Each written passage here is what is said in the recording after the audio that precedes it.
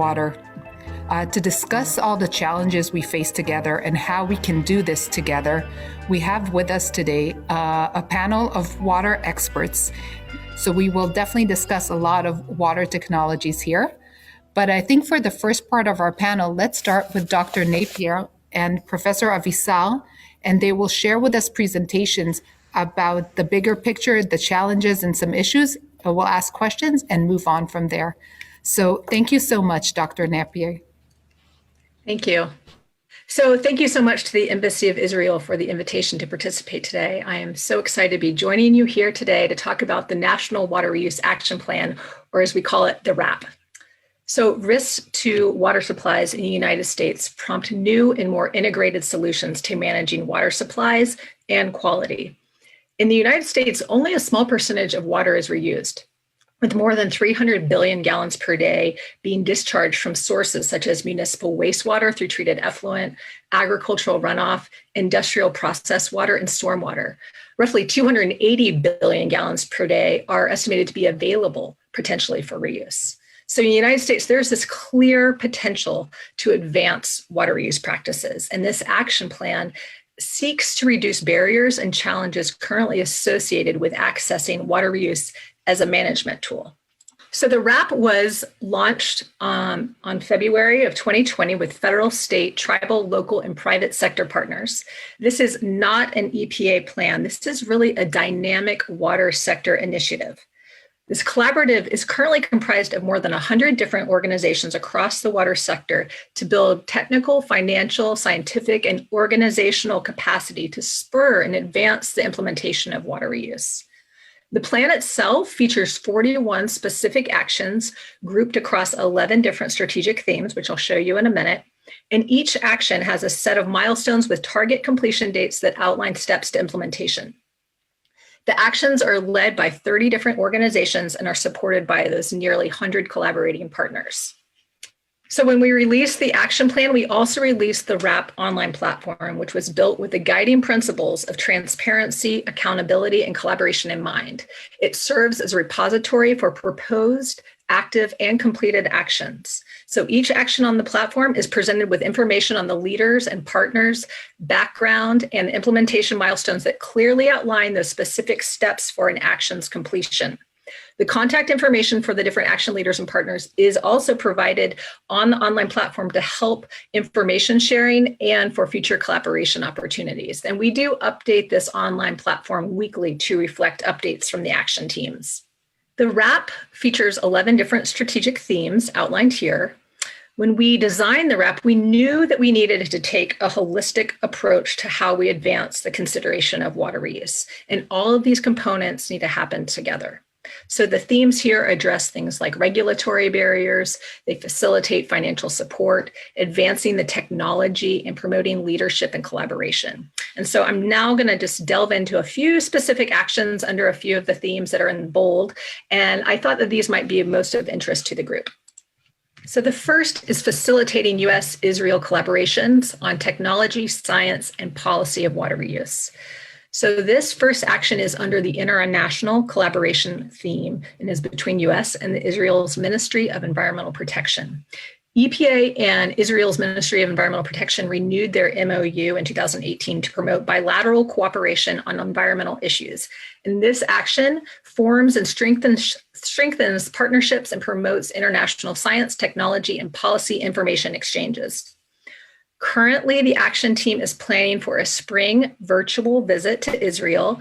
Topics will include agricultural reuse, the policy landscape in Israel, and technological considerations for wastewater reuse. The virtual visit's intended to promote information sharing that will be helpful for our states, utilities, and the agricultural sector. We are planning for an in-person delegation mission to Israel as part of this action, and it's tentatively planned for fall 2021. The next action is under the theme of science and specifications, and this is to compile fit-for-purpose specifications. So the level of water treatment needed really does depend on both the original source and the intended use to protect against chemical and pathogen concerns. So this action is working to assemble fit-for-purpose specifications outlined in water reuse regulations and guidance documents, both within the United States and internationally, for various sources of water. So sources of water like municipal wastewater, ag, return flows, industrial, and stormwater, and for different potable and non-potable use applications. So in addition to this compilation, the action team is beginning to summarize the technical or the scientific basis for these different specifications. And eventually we hope that this information is going to be available on an online portal that's intended to link decision makers to the different water reuse specifications. The last action I'm going to show you is under the Integrated Watershed Action theme. And this is called Developing Case Studies for Low Input Solutions. So low input solutions are those that are low energy, low cost, and/or low maintenance. These could include things like cisterns, on-site treatment at the farm scale, or constructed wetlands. And the idea is that we're really trying to demystify that water use has to be expensive, and that there are low input solutions where you can reduce your reliance on potable water supplies. So this action will compile and develop these case studies that show how low input solutions can help improve community-specific water issues. So looking forward, our action leaders and our partners are very focused on action implementation. On April 29th of this year, the water reuse team, and in collaboration with all of our partners, will release an update on collaborative progress during a public webinar to highlight progress across the different RAP actions during the first year of implementation. And that webinar will really demonstrate the collective impact of all of our different individual unique actions. We're going to showcase new actions and highlight progress across the active actions. The registration link for this event will be included in the next slide. There are 3 ways, if you're interested, that you can get involved in this action plan. You can stay in the loop. You can follow the implementation progress on our online platform, or you can join our listserv and learn about progress by emailing waterreuse@epa.gov. You can support an existing action. So if there's an action that you're interested in participating in, you can reach out to the action leaders about possible roles. Again, their information is available on our online platform. And finally, you can propose and/or provide input on a new proposed action. So as I mentioned, the online platform provides information on active actions, but we invite you to propose new actions and ideas or provide input on new proposed actions through our waterreuse@epa.gov website. The RAP Action Development Cycle webpage we have on our online platform contains information about how to also lead a new developed action. So I'd like to thank you again. Thank you all for your interest, and thanks to the Embassy for the invitation to participate. Thank you so much, Dr. Nappier. And I'm sure even in this discussion, our other panelists will come up probably with either how to integrate in one of the programs or already suggest a new plan that can go under RAP, but let's hear about it. And this is exactly the time before we ask any questions to turn it over to Professor Avisar to hear, I guess, the Israeli balance of just what we heard from the EPA. So, Professor Avisar? Hello, everyone. I have only 5 minutes. This is the time that that's given to me. So it's a very short time to present, the Israeli reuse topic and to give you a lot of information. So I decided to share with everyone how it began. And we have to remember that in the past, humanity lived in a small town and settlements. Human actually control their waste. And generally, there is no problem with the waste. There is no problem with wastewater because the waste was dry and there is no water to carry and to treat the waste. So there is no wastewater. Unfortunately, this is still a situation in several developing countries in the world that, because of the growth of population, today cause a lot of problem, actually, a human health problem. So, one sec, yeah. And in recent time, that because of a huge population growth, people live in large towns, cities, we are producing more wastewater. 3/3 of human consumption of potable water convert to wastewater. It's a huge amount. We're using a lot of water in order to get rid of the waste from our home, our place. So we are creating actually a huge amount of wastewater that became a problem. And especially if we are not using high-tech technology or sufficient technology in order to treat this wastewater. And in many places around the world, a lack of technology and a lack of maintenance of technology causing a lot of problem regarding this issue. Even in Israel, most of my childhood, actually, during the 60s, 70s, 80s, and even the 90s, Israel was actually polluted.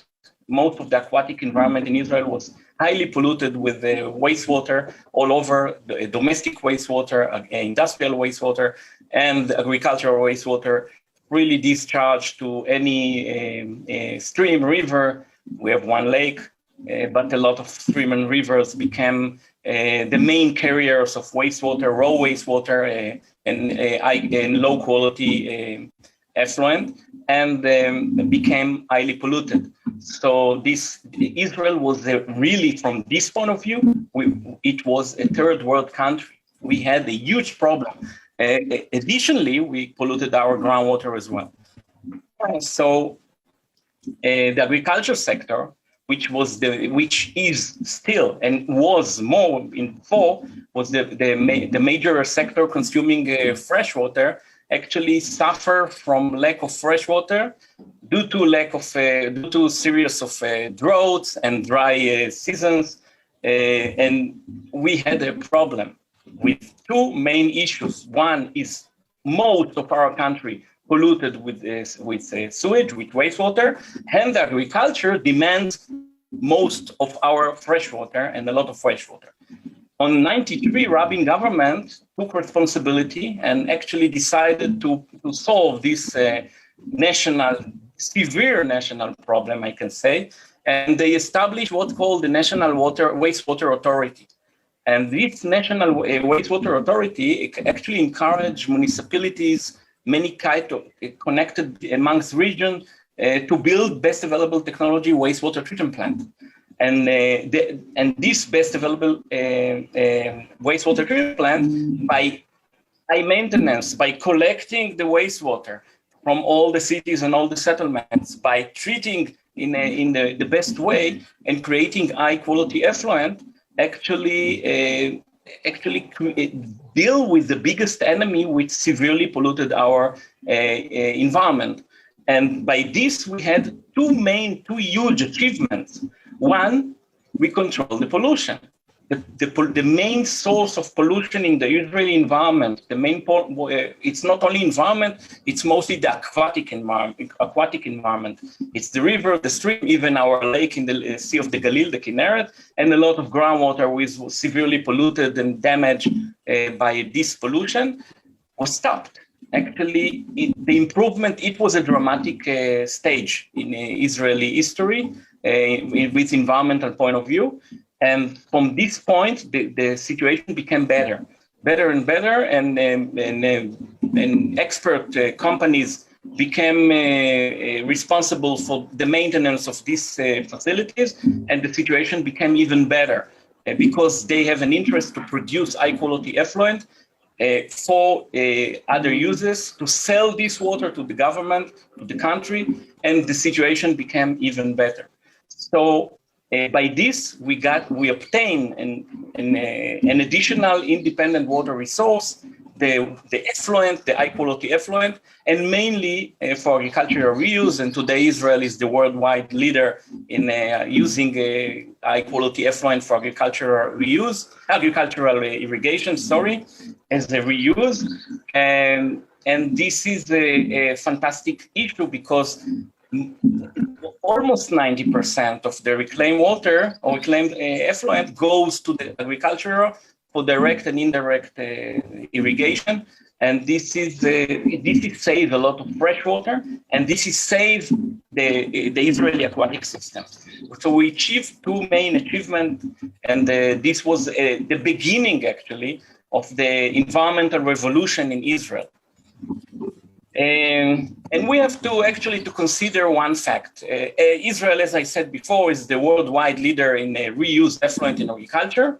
we are actually serving as a worldwide live laboratory, because the other countries that using effluent for agricultural irrigation using 20, 25, almost 30%. We are using almost 90% above our aquifers and nearby our streams and river, and actually we are irrigating our food.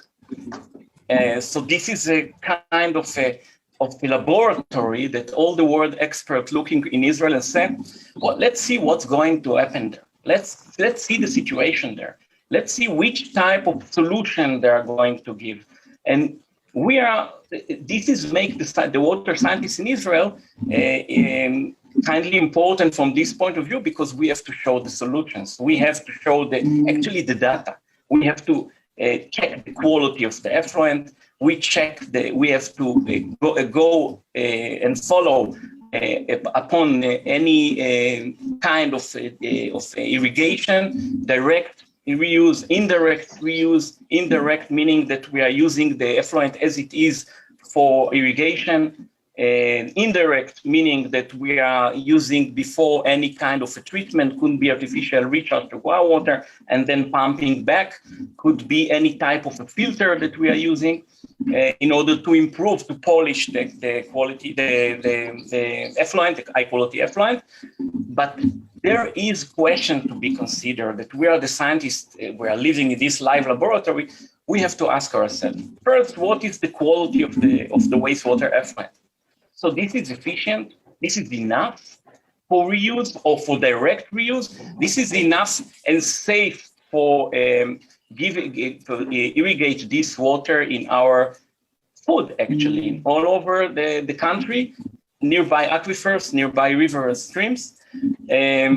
More questions about the persistent compound that I'm dealing with the last 25 years. I'm dealing with persistent compound, meaning that there is compound that there are chemically more persistent for degradation. These compounds are double bonding and they have aromatic ring, so bacteria cannot degrade them easily, and even they are not preferred to degrade them. And even in the high quality effluent, after a great maintenance of the wastewater treatment plant, the high quality effluent still contain these persistent compounds. I will give you an example: pharmaceutical residues, okay, and others. Some of them could be endocrine disruptor chemicals that they are causing a lot of health problems. So we have a lot of persistent compounds. Some of them are not regulated at all, that are still exist in this high quality treated water. And we use them, 90% of them we are using indirect in agriculture. So this is the question: who is going to give answers regarding the persistent compound? So in the agrochemistry laboratory at Tel Aviv University, this is what we are doing. We are studying the chemical fate of this persistent compound and their degradation product, or I may say transformation product, because they are not sufficiently degraded, so they are a little bit transformated. And they are still stable, they are still toxic, and they are still problematic. Consequently, we are developing, optimizing, and especially in this day, upgrading our previous technology. We are trying to develop an innovative advanced oxidation processes and membrane technology in order to eliminate this persistent compound from reclaimed wastewater. This is the main issue that we can do. In 5 minutes, I can't say more. So thank you very much. Thank you, Professor Avisar, and we'll get back to you in a moment. But I want to just for Dr. Nappier to maybe respond to this issue. Professor Avisar spoke a lot about reclaiming effluent, right? Basically wastewater. And you also discussed in your presentation, you need to think of the quality of your source and what you want to use it for. Can you tell us a little bit, because most people aren't as well versed as you are about the processes, what might be the challenges in using this, or the disadvantage, and then what are you doing to notice this issue and overcome it? Sure. I mean, I think there's some advantages and disadvantages to using effluent. I mean, effluent can provide this alternative source of water that's going to decrease our reliance on our freshwater shortages. It's been reported in the United States that we're likely going to experience freshwater shortages in 80% of our states over the next 10 years. And we do need to get ahead of this. And we need to start seeing effluent as a resource rather than a waste product. And that's going to allow us to ensure we have these resilient water supplies as we experience drought and other climate stresses. And so this treated effluent has the ability to be used for many applications, but you mentioned there's some disadvantages. Maybe it's just things that we need to work on and we need to recognize. I mean, Dr. Avisar just nailed it. We need to understand the quality of our effluent for the different end-use applications from a pathogen standpoint, from a persistent chemical compound standpoint. How do our technologies remove these different chemicals? So we are very interested in the research that he's doing. We need to better understand how to monitor in real time for pathogens or surrogates, these compounds that he just discussed. We need to understand how to monitor for failure events. We are very interested in potable reuse and direct potable reuse. So treating this effluent for the potable use. So we need to understand failure events in real time. And we want to make sure that the water quality is good 100% of the time. Another thing that he mentioned was about regulations. In the United States, we don't have federal regulations governing potable reuse. The states are in the driver's seat to develop their own regulations. So we have Clean Water Act and the Safe Drinking Water Act, and those do provide frameworks, but neither were really written with the intent of treating municipal wastewater to a drinking water level. So at this point in time, our states are in very different places about how or why they're pursuing water reuse. There's lots of different issues that we could get into, but the way that we've designed this water use action plan and the different strategic themes are ways that we can also overcome a lot of these different challenges. I'll stop there. Thank you. And Professor Avisar, continuing on this theme, which both of you also spoke about a bit, is the issue of low maintenance or programs that on the state level in the US and the regional level or city level in Israel, municipalities will be able to put forth and to deal with. As part of your research, trying to find ways that are doable, that if you don't have a lot of budgets, as states have budget issues, cities in Israel have budget issues, that will be able to implement this and actually use wastewater effluent? So the maintenance is a major issue. You know, non-technology, especially water technology, will be succeed in the long term without any maintenance, without professionals that will maintain and produce and actually introduce and address the best efficiency that they can address from any technology. So I think that maintenance is one of the key points that we have to talk about. It's not only a matter of understanding the quality of the water and doing a basic and applied sciences in the laboratories that we are doing, and the US great scientists laboratories doing. It's not only scientists, and it's not only making decision makers, and it's not only regulations, and it's not only technology that even to date, you know, universities invented technologies.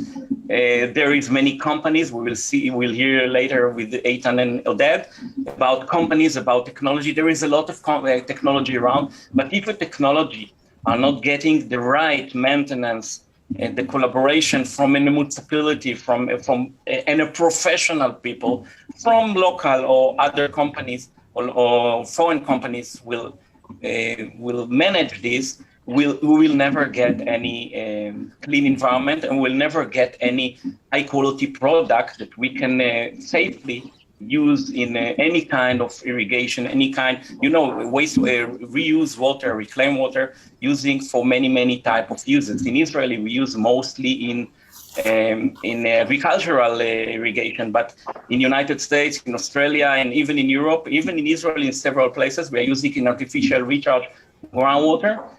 This is in order to enrich groundwater,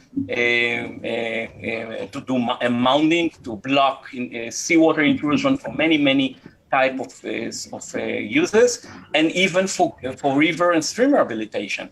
But in order to do so, we need the wastewater treatment plant facility well maintained by people, professionals that produce for us the best available water. And we as a scientists will always challenge them to go further, to go beyond.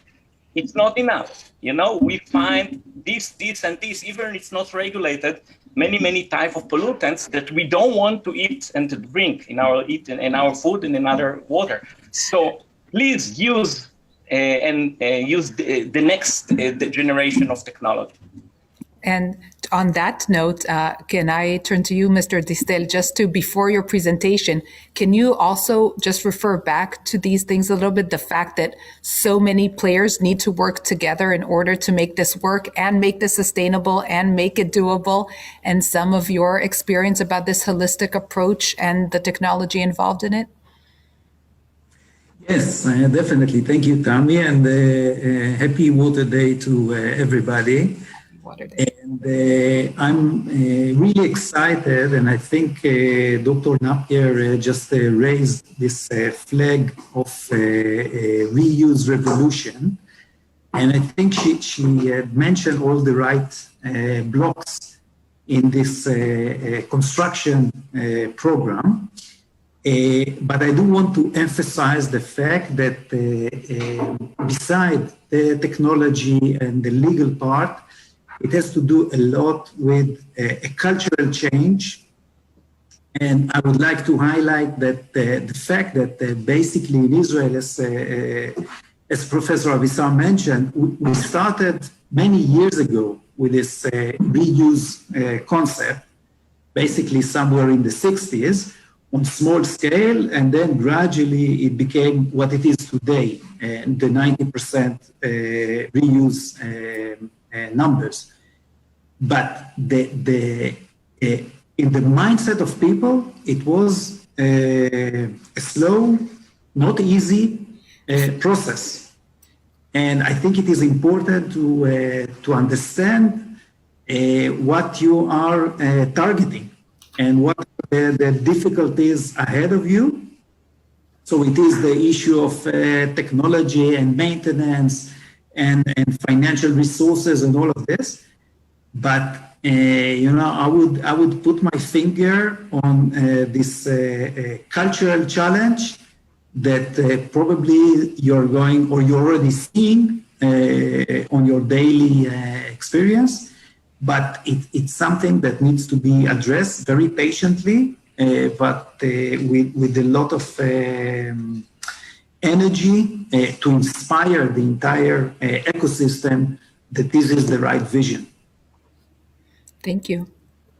And just in a couple of words, Mr. Levy, can you give us an example of what your company has been doing in this, some new technological innovation that is helping promote this and actually deal with the problem, or with the reclaiming, reusing this water? Yeah, hi, and happy Water Day, everyone, and thanks for joining us.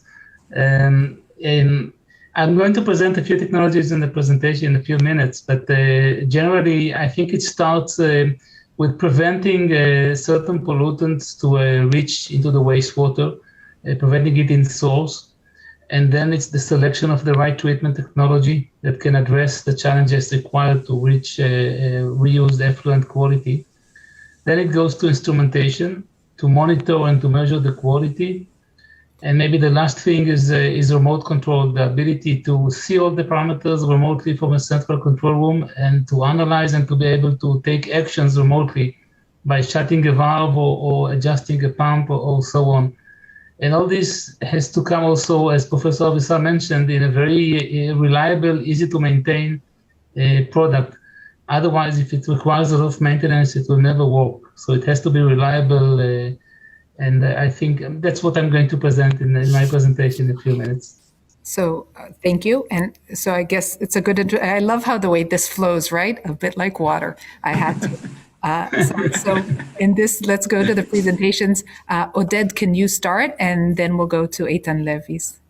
So, in line with what we just talked, I'll keep it very short, and I want to again to highlight the cultural element of things, and why I think this task, this journey that the EPA is leading, is so inspiring and challenging at the same time. And probably their task is even much greater than the Israeli story, because of the structure of the water sector in the US, and obviously because of the size. It's a totally different game. Nevertheless, I would like to describe in a nutshell things that we did here, and maybe can be not a copy-paste, obviously, type of a concept, but in principle, some of the elements can be used or adjust to the US case. So what we see always is that when the government takes a leading role on something, the market and the different stakeholders look at it very suspiciously, because usually governments are perceived either as a source of funding or like the bad guy with a big stick that is going to punish anyone that is not meeting strictly regulation. And when I used to present in the US, I used to say that I was telling to the Israeli water sector that I'm from the government and I came to help, and I come to help, and it's always in US, it's, you know, everybody laughs. But the task is really to convince the water sector that it is for real, that it's going to work, and that the government, whether it is the EPA or the local entities in different states, are here to play a significant role, maybe even to be in the center of this revolution, and they are intent to make it in a positive way. They are aiming to the long run, for the long run, and they are not going to shy away and to run, and that they are for real in this journey. So this is what we did in Israel in the program that Tammy mentioned briefly in Israel and UTEC, and actually even before in those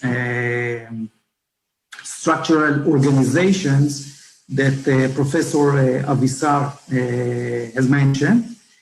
And the idea is, how do you build the bridges between the different stakeholders in this extremely complicated sector? So again, in the past, each one in the water sector basically managed its water needs and its water resources on its own. And this is basically why you have so many different water entities in the US, because every little farm, the village, the small city, the big city, the factory, the tannery, each one was dealing with its own water issues. And as long as things were okay and we had enough water, it was okay. We had enough water. Everybody could do whatever they liked. We are in a different game now.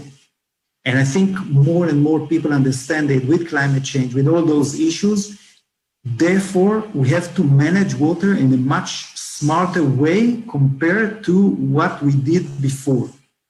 And reuse is a crucial element in this smarter way that we are preaching. So in order to make this ecosystem concept work, so we have to build trust between the different partners, meaning the farmers have to trust the quality of the effluent that they receive from the municipality or from the wastewater treatment plant.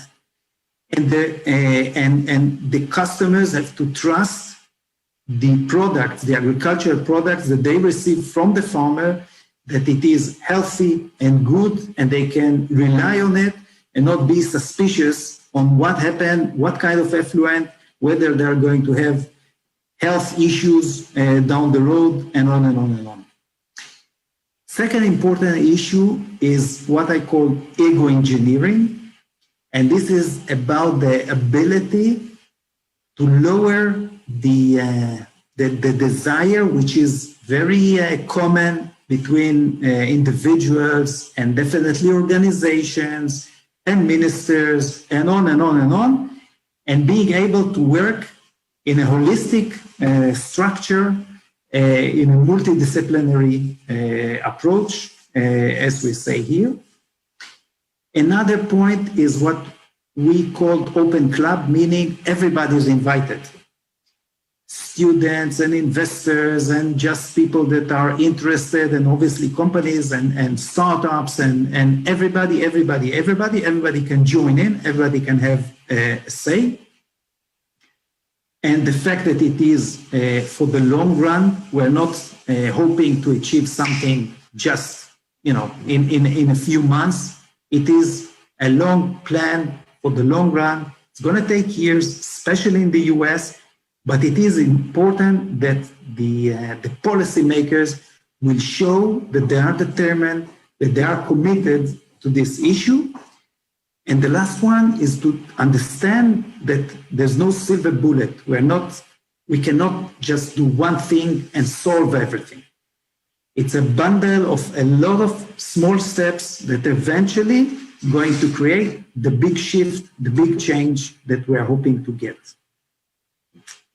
So I'll hold it here. Perfect timing, and thank you. As we said until now, this leads exactly to Mr. Eytan Levy and Levy Ventures to speak from the background and holistic and how in Israel it's worked together in relevance to the US, to give us some real life, well, everything has been real life, but some examples of the Israeli technologies that have worked and have assisted in bringing us forward in reusing wastewater effluent. Eytan? Right. So really in this short time frame, I thought about just giving you a taste of Israeli water reuse technologies. So I present here 3 technologies very briefly. My email address is given here and also in the last slide. So anyone who wants to get more details can contact me afterwards. I'll start with Vetit. Vetit treats effluent in dairy farms and piggeries. It has about 50 full-scale installations. I think we can see some of them here. It's an advanced physiochemical treatment of the effluent, which is very difficult to treat generally. And it's a very simple to operate process, so farmers can easily operate it within the farm. And it yields dry solids, as we can see the piles here in some of the pictures, here and here and here. And the clear effluent that can be used as an organic fertilizer. And when we talk about the circular economy, which is a very important component of the Sustainable Development Goals set by the UN, we can see this beautiful circle of the farm that generates wastewater. Wastewater goes to the Vetit facility, that has 2 streams coming out of it. One stream is the dry solids, and the other one is a pure liquid fertilizer. The dry solids are being treated by a regional manure treatment facility, typically a biogas plant, and the organic fertilizer is diluted with the irrigation water, typically reused effluent, but as an additional fertilizer to fertilize the fields for the fodder to feed the animals. And this creates a beautiful circular economy in an easy to operate system that saves pollution of the water resources and money to the owners of the farm, and also enables to feed the cattle with the fertilizer coming out of the wastewater. So this is one example. which can be implemented in many places in the US and around the world, in dairy farms and pig farms. Another example is Filterout. Filterout developed a self-cleaning micron level filter for effluent reuse. When we look at the block diagram of a wastewater recycling process, then it starts with mechanical screening and grid chamber, and then the biological treatment with a clarifier, and then the effluent goes through a filter and disinfection, and then it can be reused. This filter can be either a sand filter or a membrane filtration or disc filter, and Filterout offers here an alternative approach of a very sophisticated but reliable and simple to operate filter. It's a new concept that in fact replaces membrane filtration with a very simple mesh filtration. It's a micron level metallic mesh, which has a self-cleaning mechanism. So we can see here a filter which is installed in a tertiary treatment facility of a municipal wastewater treatment plant. And we can see the discs inside the tank. Here in this picture, we can see how the discs are structured within the tank. And the sides of each discs are actually filtration meshes. So as the effluent goes through the mesh, all the solids accumulate on the surface of the mesh, and there is a unique vacuum cleaner which cleans the surface of the mesh, so it remains always clean. But the unique feature here is that the holes in this mesh are so fine that it even filters bacteria. So it can remove bacteria from the effluent and yield a very high quality effluent. Also, the working pressure is very low. It's just a few hundreds of millibars or a few meters of water head. And the backwash volume is very, very low. It's just a few percent of the filtered volume. So these features are extremely important when dealing with such a fine filtration. And this development brings it. And we can see installations of Filterout around the world in many different applications. And it's definitely a breakthrough in water filtration. Another company is Effluent, which I was lucky to be one of the founders of this company. And here I would like to present one of the products of Effluent, which is a MABR. It's a membrane aerated biofilm reactor. It's based on a envelope which is made of a breathable film. Within the envelope, there is an air spacer, and air flows slowly inside this envelope. And there are spacers out of the envelope. And when this sandwich is spirally wound on a central cylinder, it creates a module. This module is submerged in the wastewater. And since there is fresh air flowing through the envelope, there's always a high level of oxygen on the surface of this membrane. So there is a healthy biofilm growing on it, layer of a bacteria that treats the wastewater and removes all the contaminants in a very simple operation. When we compare this to membrane filtration, so in filtration, the water has to go through the filter, and then the filter has to be cleaned to keep it operational. In the case of the membrane biofilm process, the water is not going through the filter, it's just passing near the filter, and there is a biofilm which is constantly developing on the layer of the membrane, and it remains in a constant thickness. So there's a very active biological process that enables a very high quality of biological treatment, including nitrogen removal and phosphorus removal and all the other contaminants to a very low level, and it's very easy to operate. And the MABR is offered by Effluent in several configurations. It is packaged in a marine container, so it's just a plug and play. It's being put in place with a crane, and it can be operational within a few days. It can also be presented as a drop-in modules that are dropped into an existing basin or into a new basin. So a variety of capacities, a variety of structures, and all these enable high-quality effluent for reuse.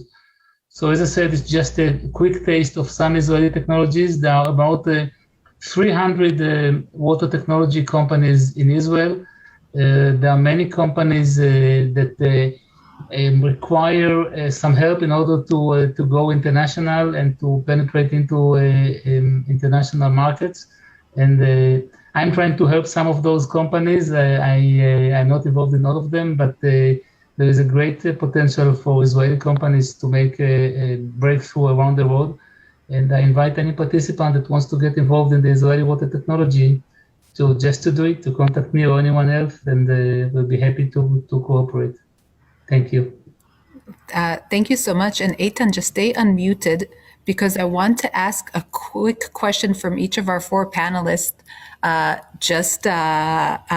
to end the discussion and keep it open for more. And as Eytan said, you can contact him. We'll also be happy. You have us on Facebook, Twitter. All the participants contact us. We'll connect you. We'll try to get you the answers because I think exactly Israeli know-how and American know-how and the technologies, even us being a small country, US being huge, there are a lot. And the RAP program and what Dr. Nappier is doing is understanding this potential, but we can definitely, anybody who hears will be happy to connect because there's a lot of potential here. But Eytan, just a quick question.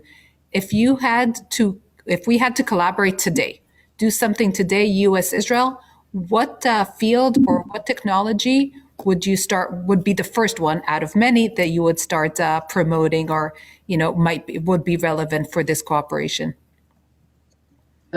Well, it depends, of course, on the required regulations to be met in different states.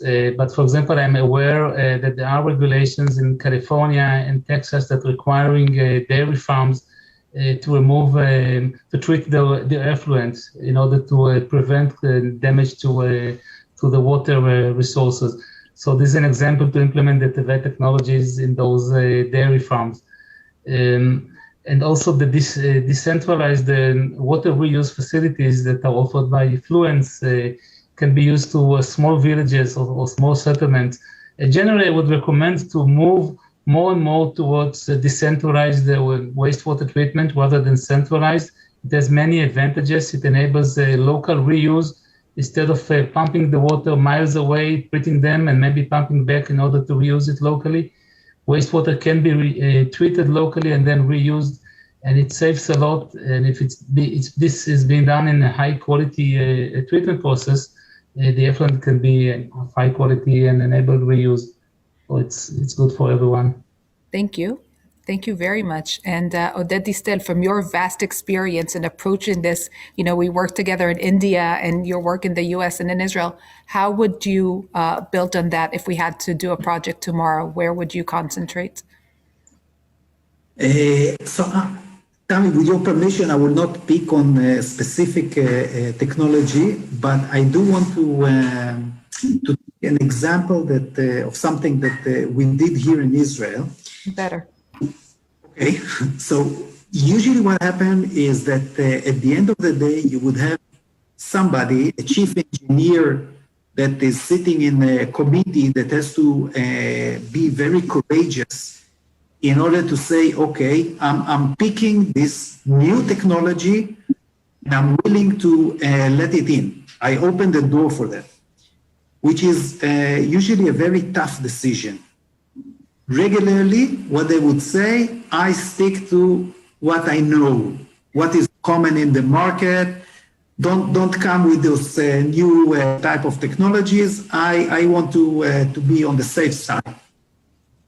And again, this goes back to the cultural issue, and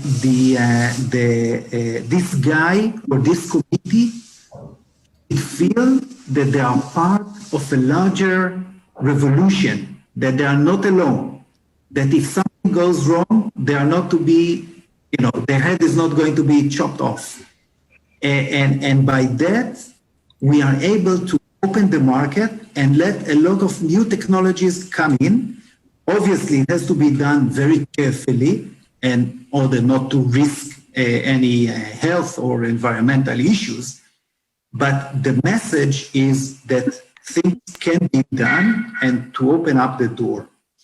And just to wrap it up, Tammy, I would say that in the agricultural, she's cute. I'm now in the agricultural sector, but it's basically, it is all connected. So if we are able to save water with my new company that reducing water usage in young trees, it is reflected with the overall water consumption. So everything is connected. Thanks. Thank you, and it's important. And we'll go to our last Israeli participant before we go to Dr. Nappier. Professor Avisar, do you have a last word for us, what we should keep in mind? You know, we spoke about technologies, the holistic approach. We're all in this together on this new verge. Can we hear something from you on this? So regarding technology, we are developing innovative technologies.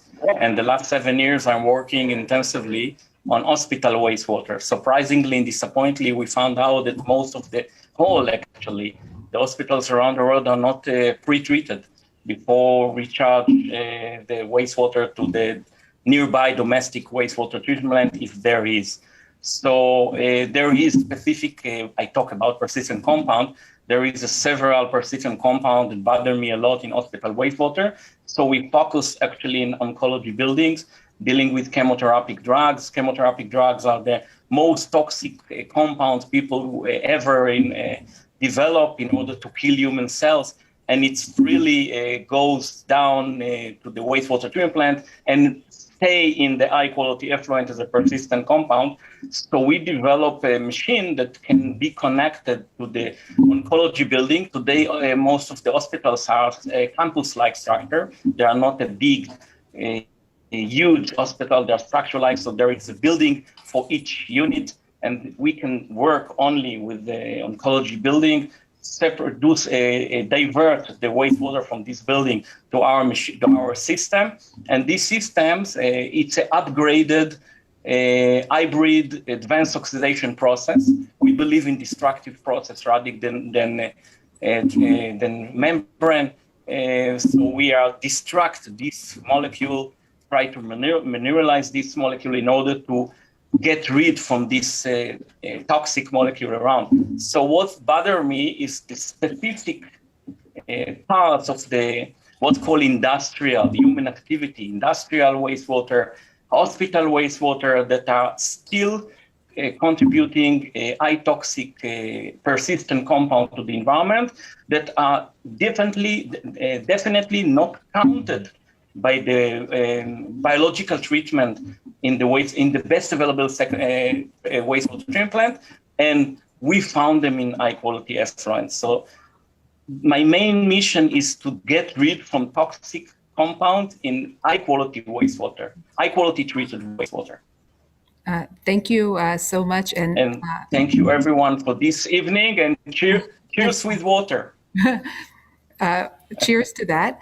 Dr. Nappier, we heard about the Israeli technology in dealing with wastewater, with agriculture, now we heard about high quality wastewater from industry, hospitals, and others.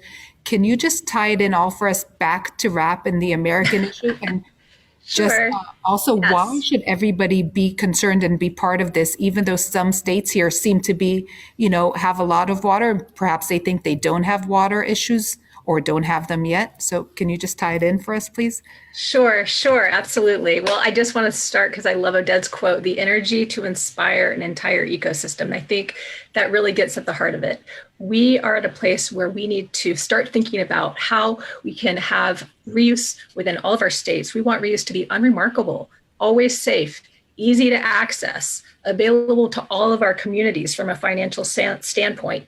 We want to make sure that all of our states have a resilient water source. We acknowledge that it's not just drought. That's very powerful, but we need to reduce our reliance in the United States on imported water, addressing the groundwater overdrafts, which was mentioned at some point today, looking at alternative approaches to managing stormwater, accommodating our population growth, supporting ag, and enhancing environmental restoration. So I really acknowledge all the great work that Israel's done to work across the sectors. We need to work with our scientists, those financing these projects, better get at the public perception piece and the trust of the public. For us, we need to work with our drinking water utilities. It's not just effluent and ag, but looking across many of these different water sectors. So I do look forward to our continued collaboration with this particular group and our partners in the country of Israel. So thank you so much for today, and happy World Water Day. Thank you all so much for experts for joining us. I think this was enlightening, and yeah, it really is just opened it for more questions and more issues, and we'll get to everybody who wrote in the chat via email. You can find us, Israel in the USA, Facebook, Twitter. Send us any additional questions you have there. We'll be happy to make the connection. Thank you all so much, and happy International Water Day. Stay safe. Bye.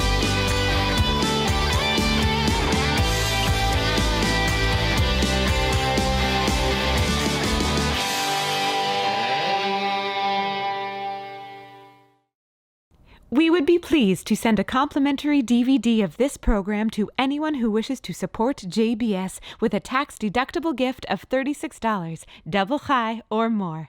Simply visit the JBS website at jbstv.org and click on the Donate button to make a donation by PayPal or your credit card. And please indicate the program for which you would like a DVD. Or you can send your tax-deductible check to JBS, Post Office Box 360, Stamford, Connecticut 06904. Or you can call the JBS Pledge Line at 833-MY-JBS-TV. That's 833-695-2788. And again, please remember to indicate which program you would like to receive with our compliments. We thank you for your kind support.